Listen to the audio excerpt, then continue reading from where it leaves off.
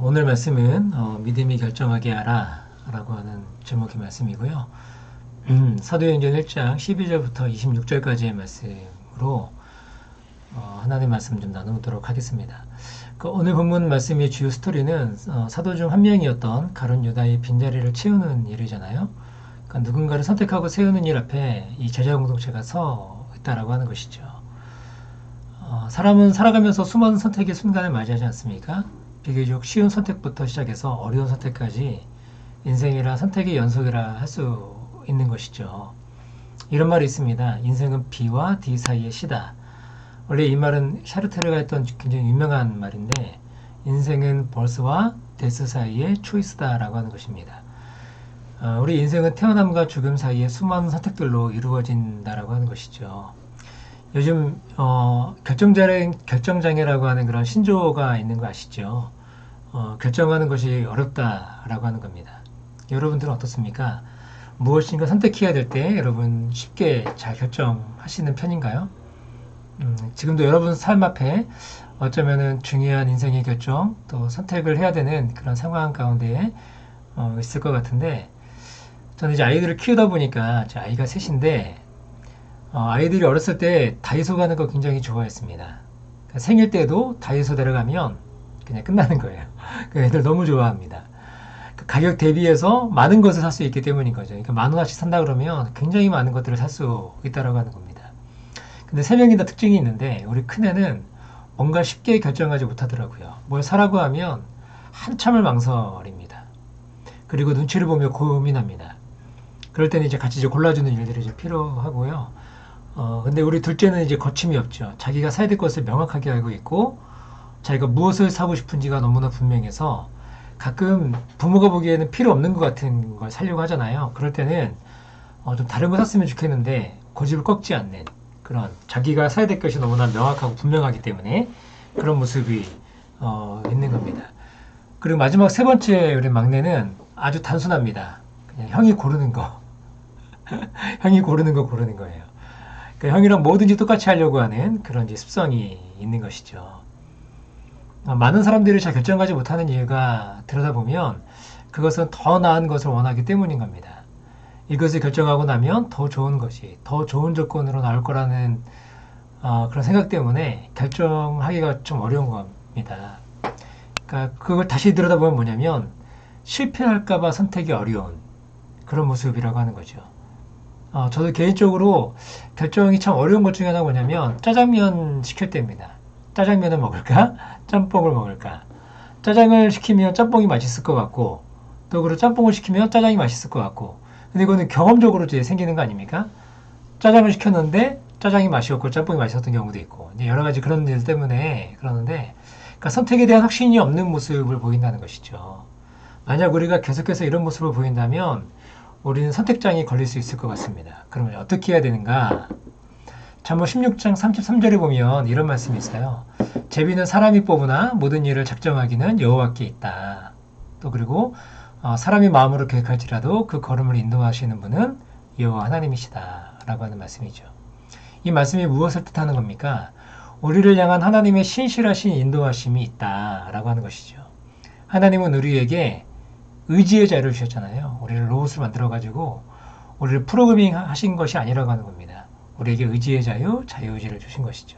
그래서 하나님을 향한 믿음 안에서 하나님의 성품을 따라 그렇게 선택한 신자의 모든 삶 가운데는 뭐가 있다? 하나님의 섭리와 인도하심이 있다. 이걸 믿는 것입니다. 어떤 경우에 우리 잘못된 결정과 선택이 있다 하더라도 하나님은 그것을 자신의 섭리 안에서 선으로 바꾸어 주신다. 선으로 바꾸어 가신다. 우리를 신실하게 인도해 가신다라고 하는 겁니다.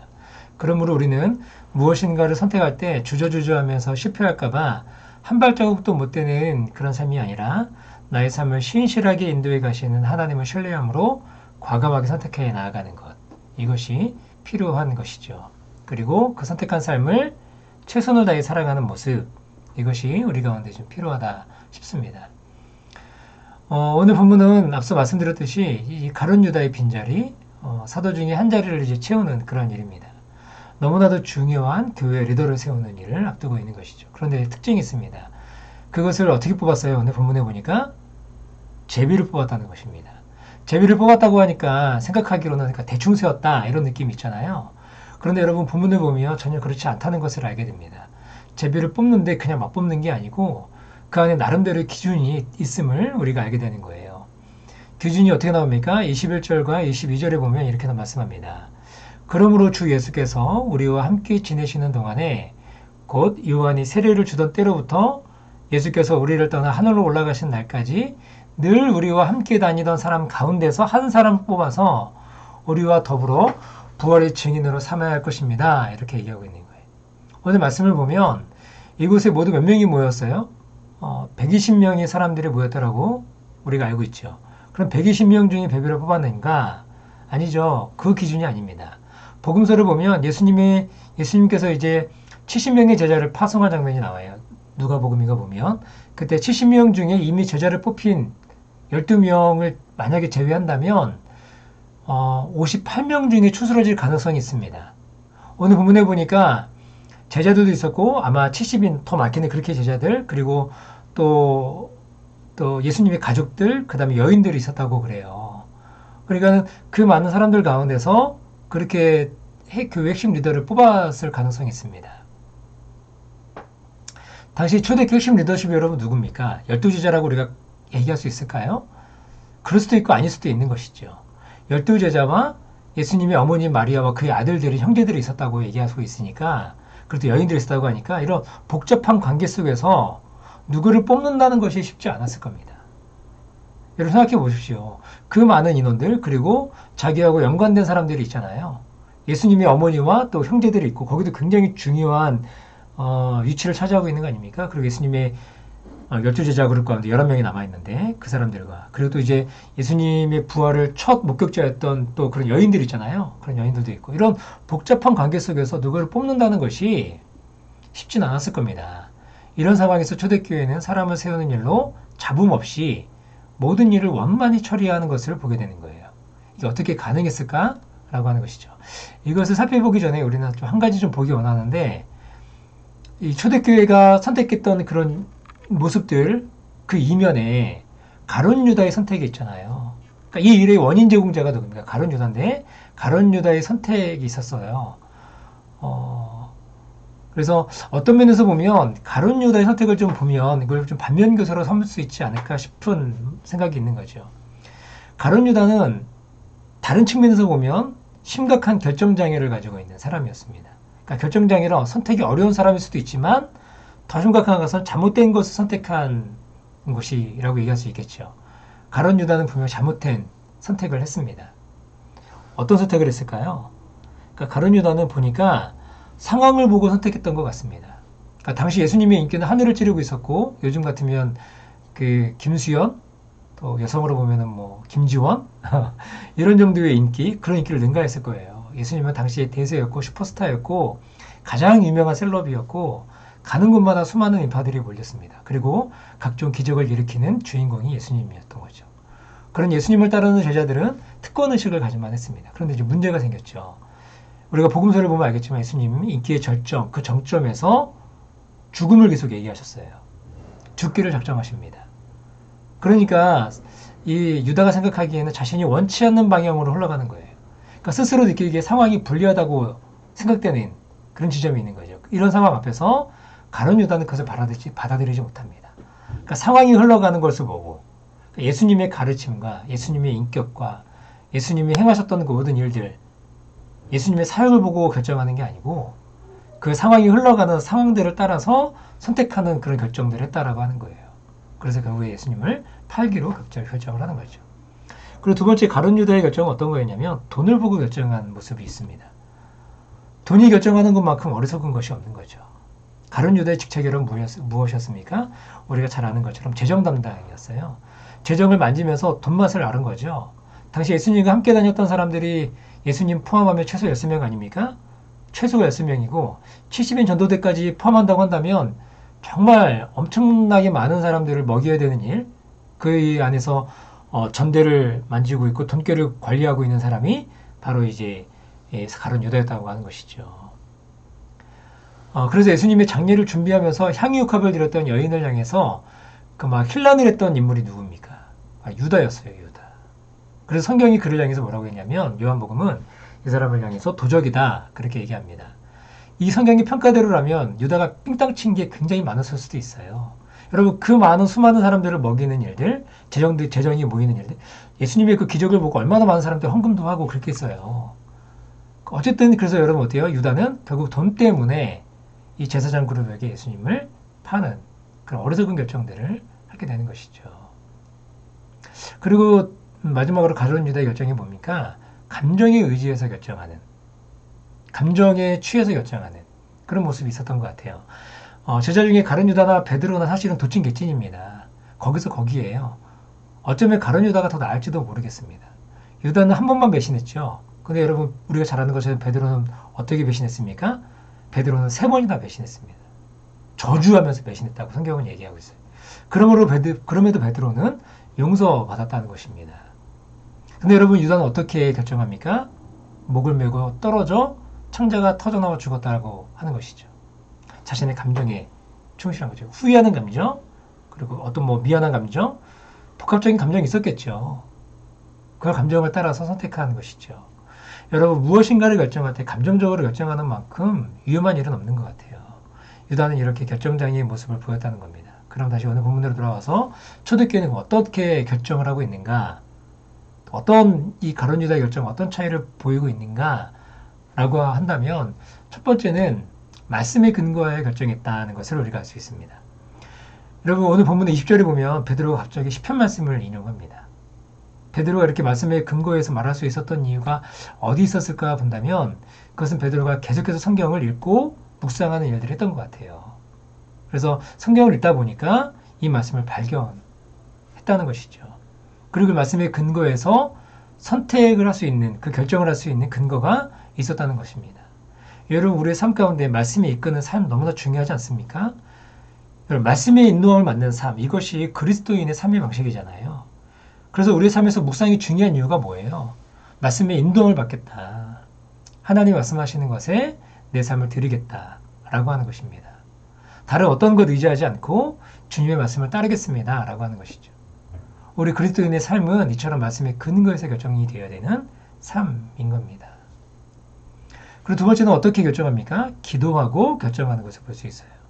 14절에 보니까 이렇게 말씀합니다. 한 마음으로 기도에 힘썼다 이렇게 말씀하고 있어요. 그리고 24절의 말씀을 보니까 기도하여, 근데 기도하고 난 다음에 기도하여 아뢰었다 이렇게 얘기하고 있어요. 여러분 바라기는 우리가 무엇인가 결정할 때 우리가 제발 기도하고 결정했으면 좋겠다 싶어요. 특히 중요한 일을 결정할 때 기도하고 결정하는 일 너무나 필요한 것 같습니다. 예수님도 12제자를 부르실 때 어떻게 기도하셨는지 아시죠? 누가복음 6장 12절부터 14절에 보면 이렇게 말씀합니다. 이때에 예수께서 기도하시러 산으로 가사 밤이 새도록 하나님께 기도하시고 밝음에 그 제자들을 부르사 그 중에서 12를 택하여 사도로 칭하셨으니 곧 베드로라고 이름을 주신 시몬, 그의 동생 안드레, 야고보, 요한, 빌립, 바돌로메, 마테, 도마, 알페의 아들 야고보, 셀롯이라는 시몬, 야고보의 아들 유다, 그리고 예수를 파는 유다, 가룟 유다 이렇게 12를 불렀다라고 해요. 그러니까 예수님도 자기 제자들을 세울 때 사도들을 세우는 거죠. 세울 때 어떻게 하셨어요?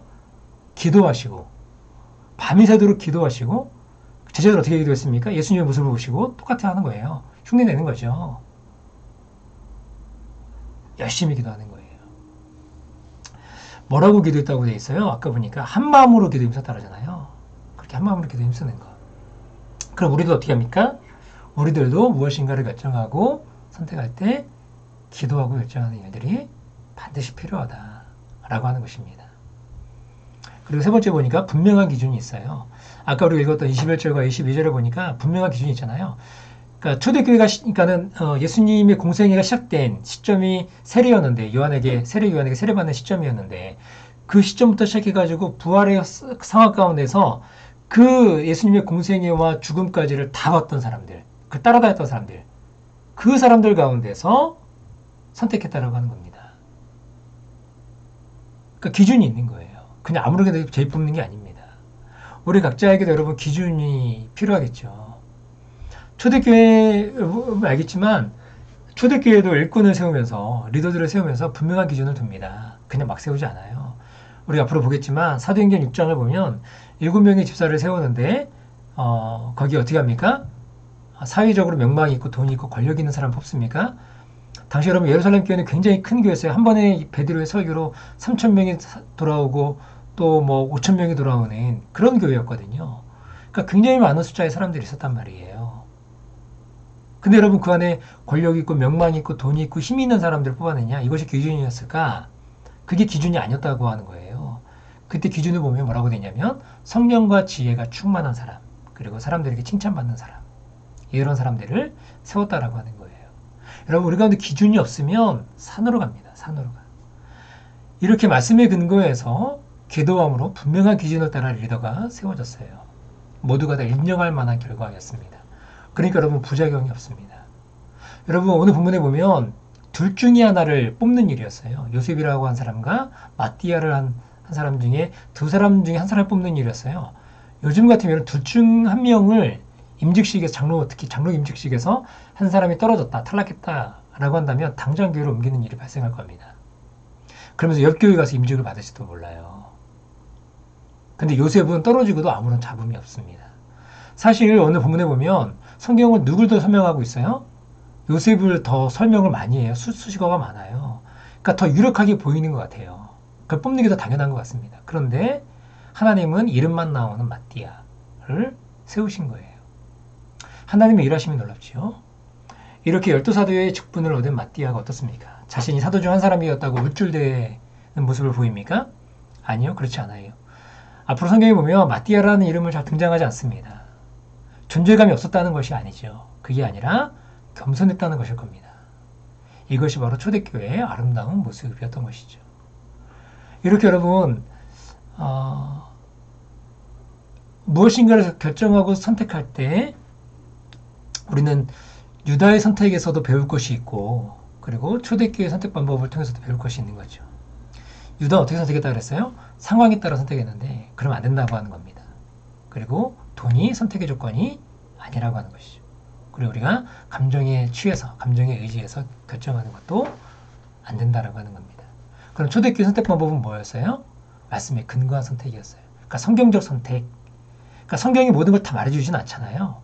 우리가 그 성경 안에서 성경적 세계관을 통해서 성경이 무엇을 얘기하고 있는가를 우리가 결정하는 것이죠.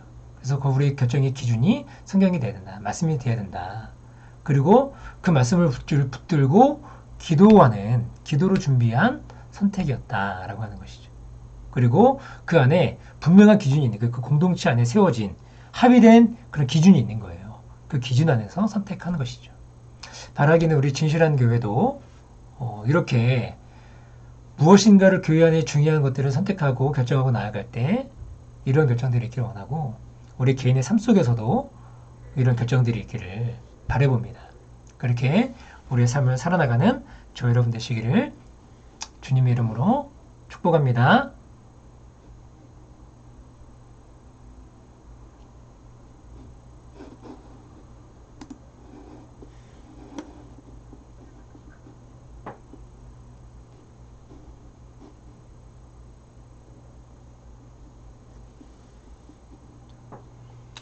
어떻게 끄는 건가?